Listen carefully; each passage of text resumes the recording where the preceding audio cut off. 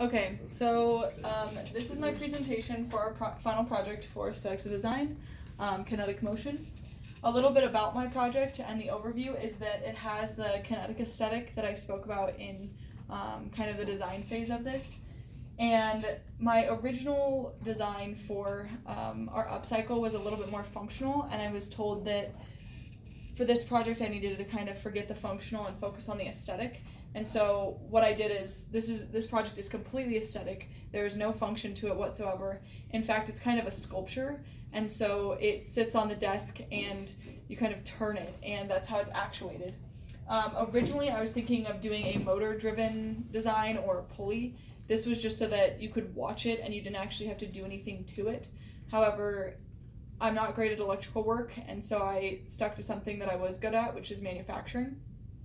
And as a result, I got sharp angles and curves, and in the end, I had these angles right here. And as you can see in my final laser cut design, I actually added fillets because they had high stress concentrations there. And from the movement of the product, I didn't want that to get damaged or break in any way. My inspiration was a little bit out there. It was David C. Roy, who is well known for his sculptures. He sells them for $500 to $1,000. One of his most expensive pieces is upwards of $3,100 for a one-of-a-kind piece.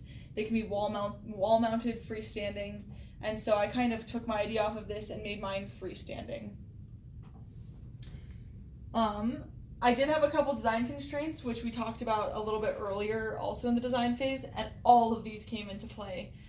The time was critical. We all have classes, other projects, so I kind of got into a time crunch, and therefore some of the things I was thinking about, like the pulley and the motor, didn't come into play.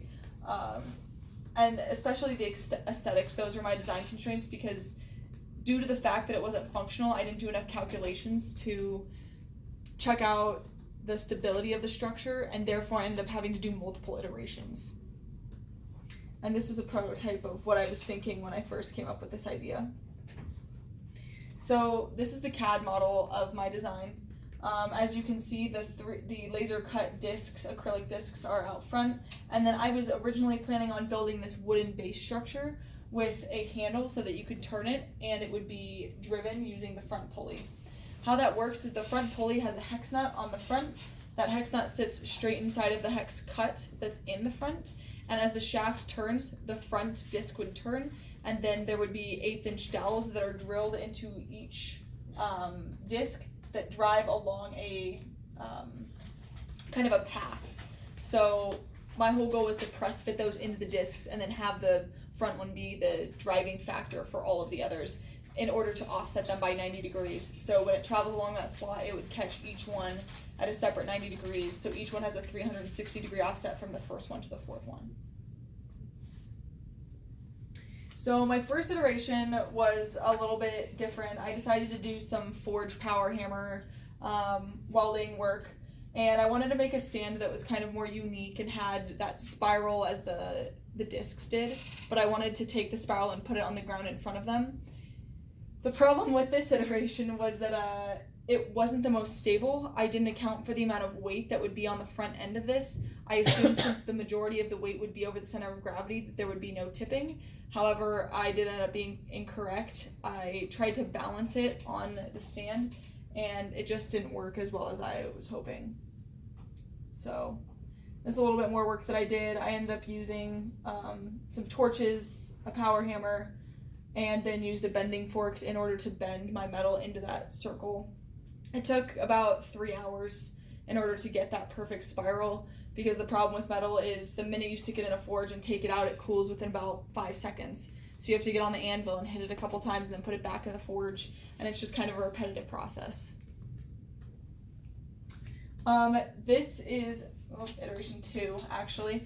This was still iteration 1. So this was the final product of my iteration 1, which I was talking about. I tried balancing it with collars and set screws in order to counteract the fact that there was so much weight on the front end.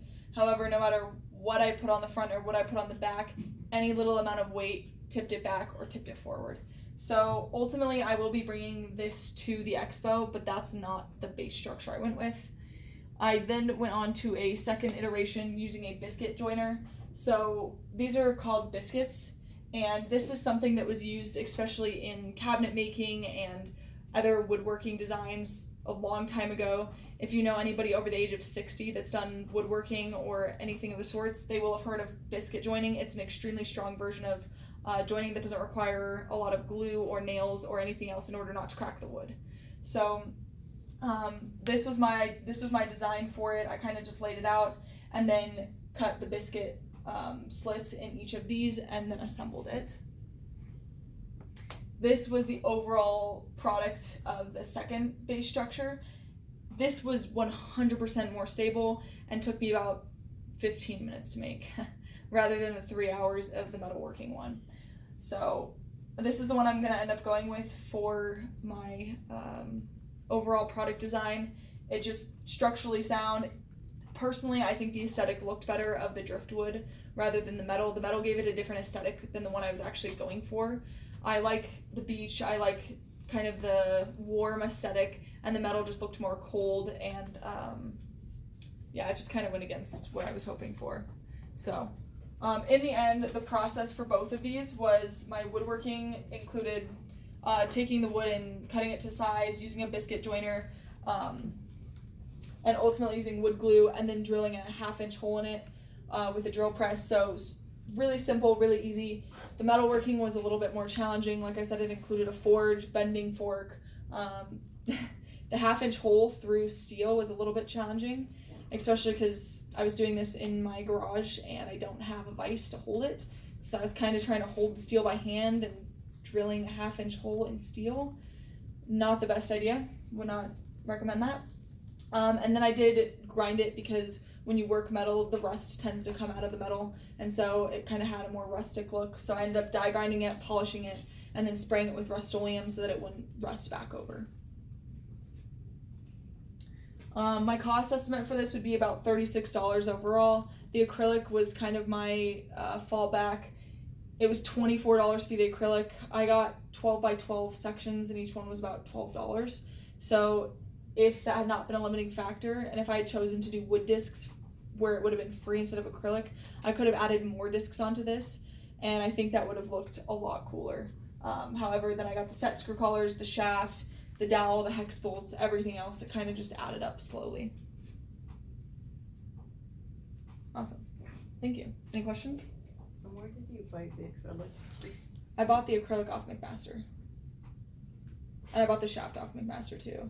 And then I also took trips to Home Depot for the spacers, and then McGuckins for the dowels. And McGuckins sometimes have scrap acrylic. It wasn't enough though. So okay. The problem that I had is that these were, so my biggest one is 8 inches in diameter. Oh, So it's 8, 6, 5, 3, I believe. Yeah. Or 8, 6, 4, 3. This one I had to make it a little bit bigger just because I couldn't fit this hole perfectly in each one if it wasn't just slightly bigger than the scale that I was going for. So, and the dowels ended up actually, so right now it does function, but my limiting factor is that I've tried sanding the wooden dowels and everything else, and if you actuate it by hand, you can see that they're all offset by 90 degrees, which was perfect and exactly what I was going for. But the problem with turning the crank handle that I've implemented is that the discs don't have enough slop in them to be able to freely rotate without being actuated by the dowel pin. And so when you rotate it by hand, they all move at the same time, which defeats the purpose of the front-driven disc. So I'm still working out that, which is why I didn't bring it today, but hopefully I'll have it working by Expo. Good job. Thank you. Why did you choose to have blue, white, blue?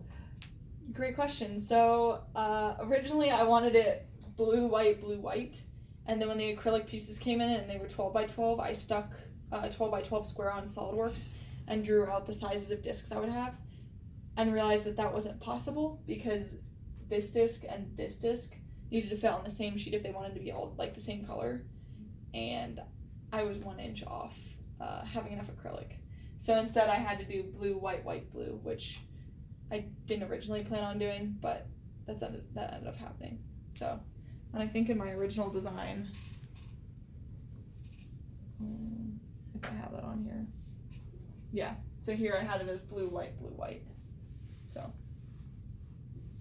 I'm just gonna comment. The color choice is actually pretty cool because windmills are super, or like on the coastal regions of Greece, windmills are like everywhere. So it's kind of cool because those are the Greek colors, like the flag colors as well. So. I didn't even think about that. I was more just going for a beachy aesthetic. I love the waves. I love the ocean. I love like, different colors. No, definitely captured that. But I'm just saying, just thinking of that. That's what I saw when I saw it, and that's pretty cool that way.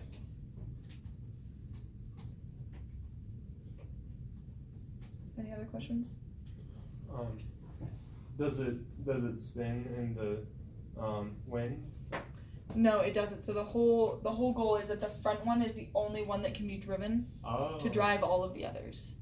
So the other ones can't turn unless the front one is turning, and the front one is threaded through this shaft. And the wind going over this shaft, it wouldn't have enough driving force to turn a 6-inch steel shaft. Okay. Or aluminum shaft. It's 6061. Wow. Have you thought to extended the aesthetic to the woodwork? Maybe like engrave waves or something? So I do a little bit of wood burning, and so I've got a wood burner that I was thinking about doing that, but I'm just not extremely confident with being the most creative. If I make a SolidWorks model and drawings, I can manufacture anything, but being creative and artistic and actually drawing something out is a little bit more challenging for me. So my worry is that I might start it and then stop it and not finish it, and then I would have half waves. So you can even find images online of doodles. That's true. Waves and things. Yeah, I could always print it out and then paste it on there and then just burn it that way. I can help you out if you want to. That'd be awesome. Sorry. There's that thing where you like send a really high current through the wood and it just like creates a cool pattern. I don't know if you've ever seen that. I've not. I forget how you do it. I think you take like just a big battery and you basically just like put a current through. You've seen it done with a car battery. Yeah, I think it's like a car battery. But it just like shoots current through and just burns the wood in a cool design that like looks really nice. Then you don't have to worry about being creative because it just does it for you. Is that a proven method, or does Wait, it destroy the wood? Does it? It destroys the wood, but in just like a line of the current. So it looks like a lightning bolt almost, where you have like different like little dendrites coming out and like goes across. And it's sort of cool. That'd be really cool. Yeah, but I think you do need a car battery for that. Might be a little bit of Just an an issue. idea, yeah. And it's through like wet wood or something. Or... I think it's through I found a truck, YouTube video. yeah.